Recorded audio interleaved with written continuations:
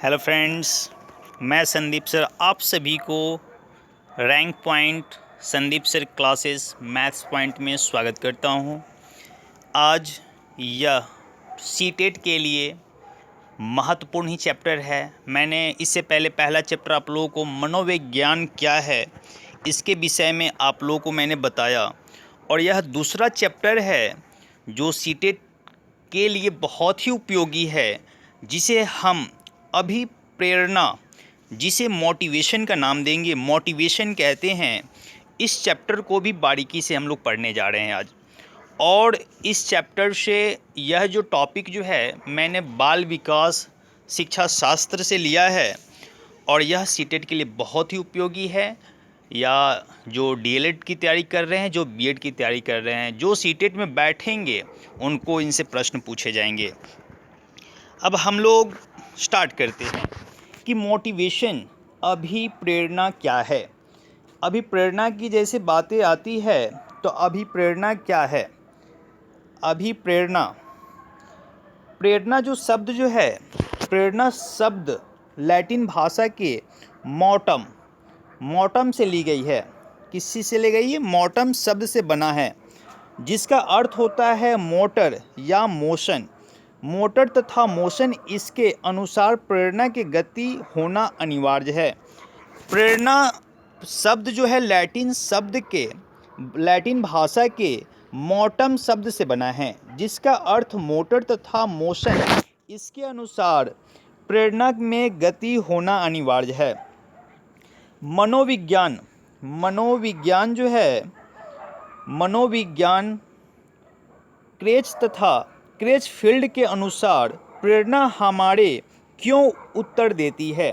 जैसे मनोवैज्ञानिक जो हैं, क्रेच फील्ड जो है, उनके अनुसार कहा गया है कि प्रेरणा हमारे क्यों उत्तर देती है।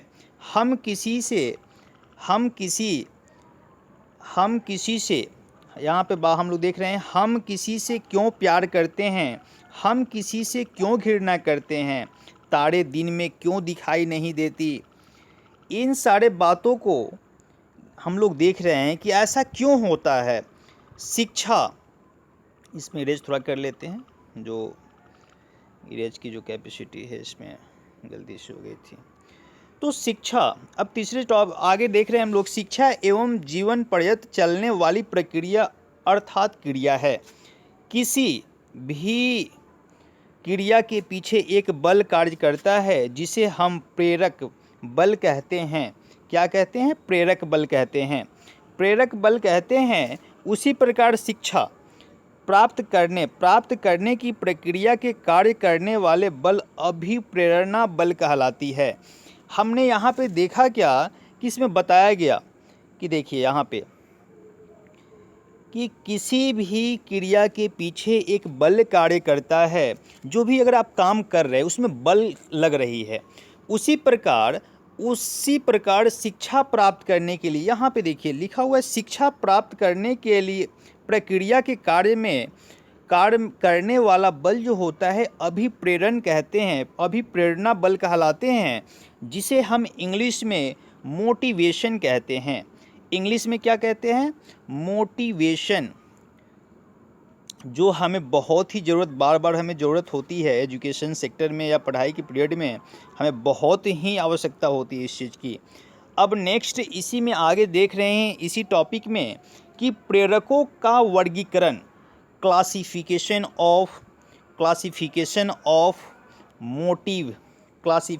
ऑफ मोटिव की चर्चा की जा रही है। इसका क्लासिफिकेशन किस तरह से किया गया है? तो पहला क्लासिफिकेशन है आंतरिक अभिप्रेरक क्या है। आंतरिक अभिप्रेरक क्या है? तो वैज्ञानिकों द्वारा बताया गया है कि जिन्हें हम व्यक्तिगत, जैविक, प्राथमिक, जन्मजात अभिप्रेरक आदि भी कहते हैं, जैसे भूख, प्यास, आराम, नींद, प्यार, क्रोध, सेक्स, मलमूत्र त्याग आदि। यह व्यक्तिगत है, जैविक है, प्राथमिक है, जन्मजात की बात की जा रही है, जो जन्मों से है, वो अभिप्रेरक आदि भी कहते हैं। जैसे भूख है, प्यास है, आराम है, उसके बाद में प्यार है, क्रोध है, सेक्स है, मलमूत्र है और त्याग है। तो मैंने क्या देखा कि आंतरिक अभिप्रेरक क्या है। दूसरा जो इसका प्रकार है बाह्य अभिप्रेरक, एक आंतरिक इंटरनल जो हमारे अंदर है। बाह्य अभिप्रेरक कहने का अर्थ यह होता है, बाह्य अभिप्रेरक का शाब्दिक अर्थ यह हुआ जिन्हें हम सामाजिक, मनोवैज्ञानिक, द्वितीयक अर्जित अभिप्रेरक कहते हैं।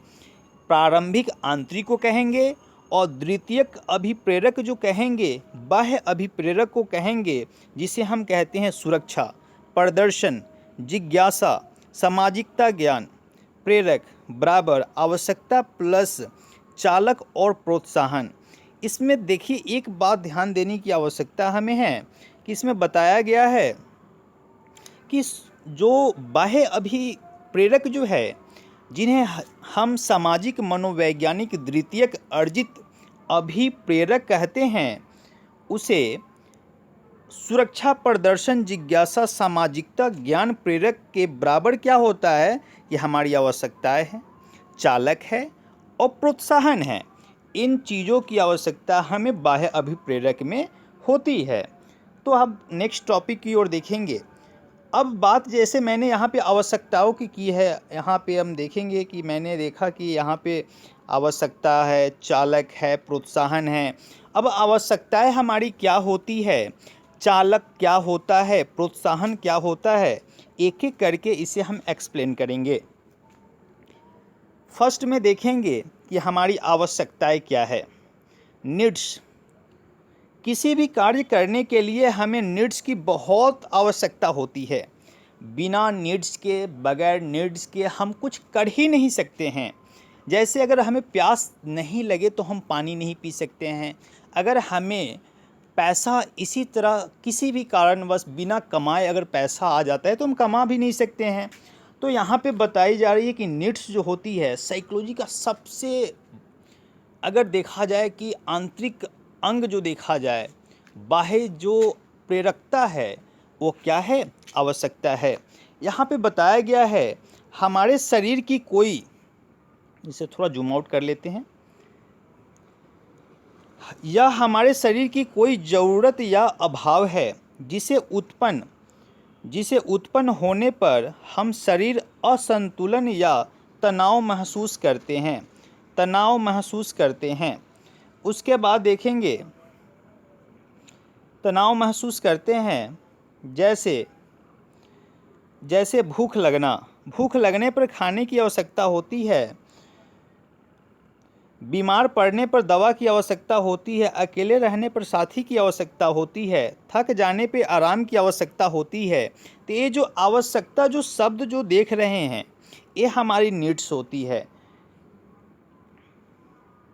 अब बातें आती है कि आवश्यकता प्राणी का वह आंतरिक अवस्था है जो किसी उद्दीपन हो अथवा लक्षणों के संबंध में जीवों का क्षेत्र संगठित करती है और उन की प्राप्ति हेतु क्रिया उत्पन्न करती है। जैसे कोई आवश्यकताएं हमें है, किसी चीज़ की आवश्यकता है तो उसके लिए एक नए क्रिया का उत्पन्न करते हैं। जैसे अगर हमें पैसे की आवश्यकता है तो बहुत सारे फील्डों को हम लोग चुनते हैं। जैसे शिक्षा, टीचर की पढ़ाई करा, अगर टीचर्स है तो पढ़ा रहे हैं, कोई वर्कर है तो वर्क की काम कर रहे हैं। अब दूसरा मेरा टॉपिक यहाँ पे हम देखेंगे, मैंने चर्चा की आवश्यकता से पहले कि आवश्यकता के बाद चालक है, उसके बाद प्रोत्साहन है। तो मैं अभी आवश्यकताओं के बारे में आप लोगों को बताया कि ऐसा क्यों होता है। बीमार पड़ने पर दवा की आवश्यकता, अकेले रहने पर साथी की आवश्यकता, थक जाने पर आराम की आवश्यकताएं जो होती है, ऐसा क्यों होता है। और मैंने ये भी बताया कि यह एक आंतरिक भाग है। उसके बाद दूसरा जो है चालक, जिसे अंतर्गोण कहते हैं, प्रोनोदन कहते हैं, जिसे ड्राइव इंग्लिश में कहा जाता है। अब इस बातों को देखेंगे कि प्रत्येक आवश्यक से जुड़ा हुआ एक चालक होता है। जैसे खाने की आवश्यकता से भूख, पानी की आवश्यकता से प्यास, जब तक चालक शांत नहीं हो जाता तब तक हम तनाव में रहते हैं। जैसे साधारण सी बात है कि जब हमें प्यास लगती है तो किसी कार्य को करने बैठते हैं बट ध्यान नहीं हो पाता है। जब तक हमें प्यास पूरा नहीं होता है तब तक मेरा जो दिमाग जो है या मानसिक तनाव जो है वो बढ़ते रहता है। जैसे तनाव के रूप में मल मूत्र भी आते हैं। अगर हमें मल मूत्र लगा होता है, अगर हम कोई कार्य कर रहे हैं तो हमारी जो मानसिकता जो है वो तनावपूर्ण होता है, जिसके कारण किसी कार्य को हम नहीं कर पाते हैं। अब इसके बाद में जो टॉपिक थी मैंने देखा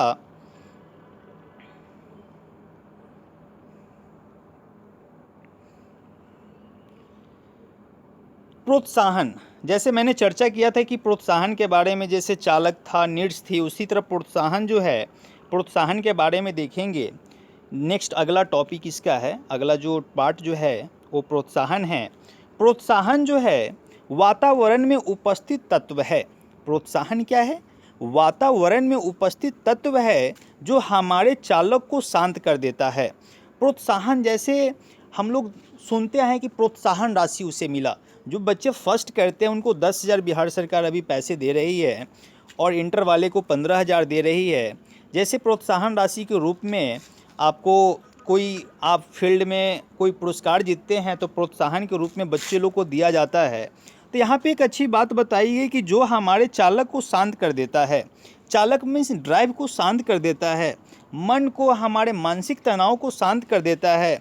जैसे अगर आप कोई कार्य कर रहे हैं और उस समय कार्य करते समय अगर आपको कोई प्रोत्साहन करता है, जैसे कोई कार्य किए उसके बदले 10 रुपये अगर उस आपकी आमदनी है, उसमें प्रोत्साहन के रूप में आपको 2 रुपये एक्स्ट्रा मिलता है, तो आपके तनाव जो है वो सारे कम हो जाते हैं और आपको काम करने में भी मन लगता है।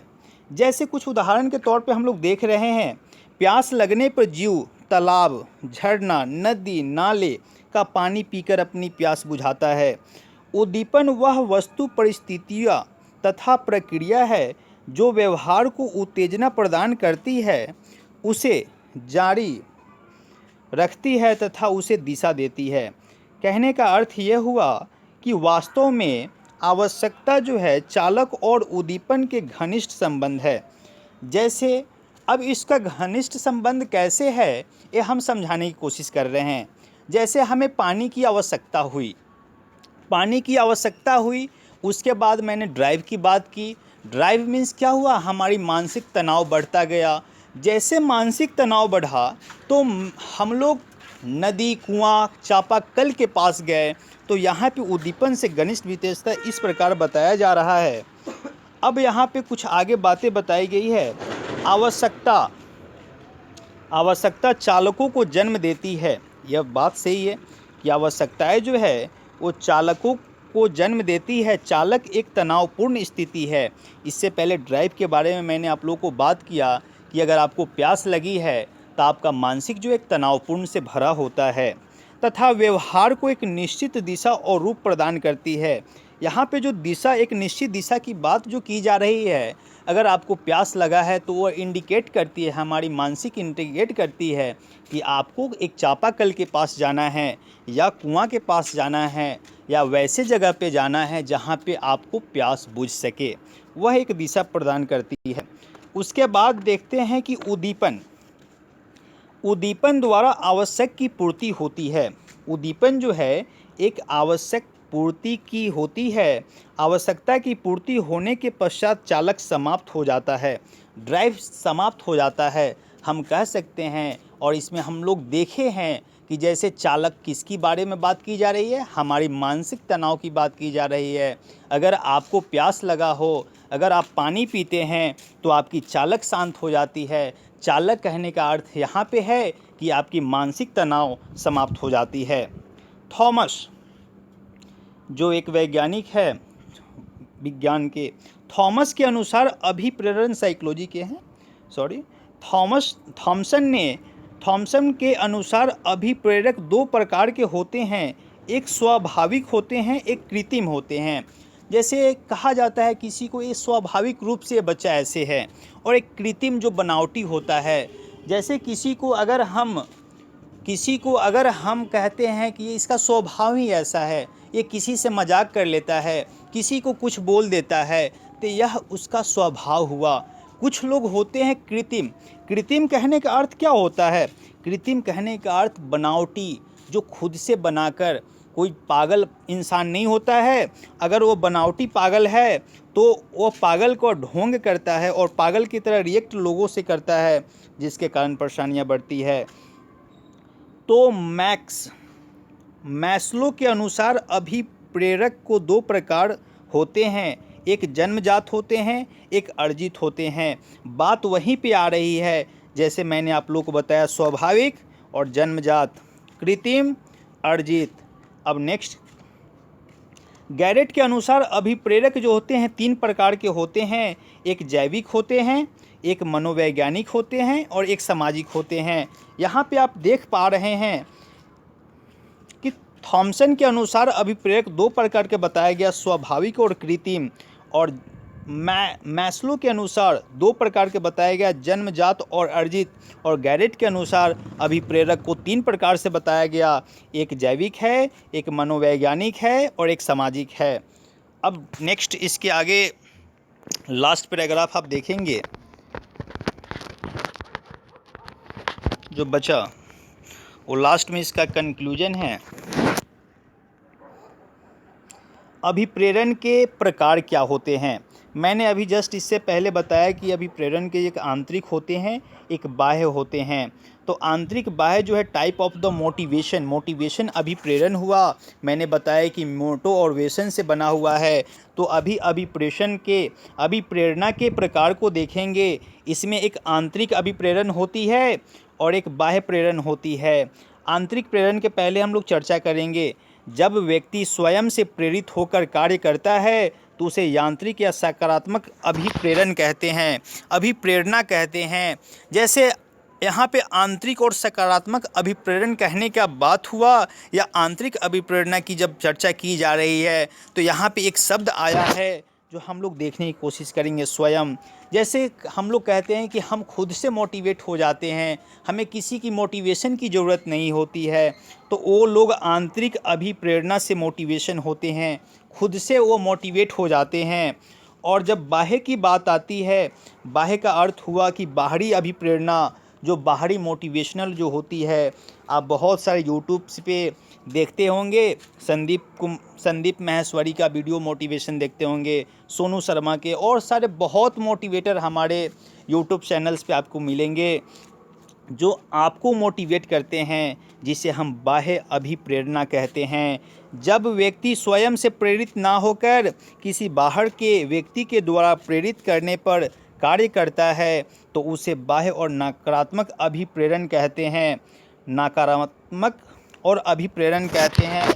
इसका अर्थ यही हुआ कि हमारा जो आंतरिक अभिप्रेरणा के प्रकार जो है, एक आंतरिक अभिप्रेरण है और एक बाह्य प्रेरण है।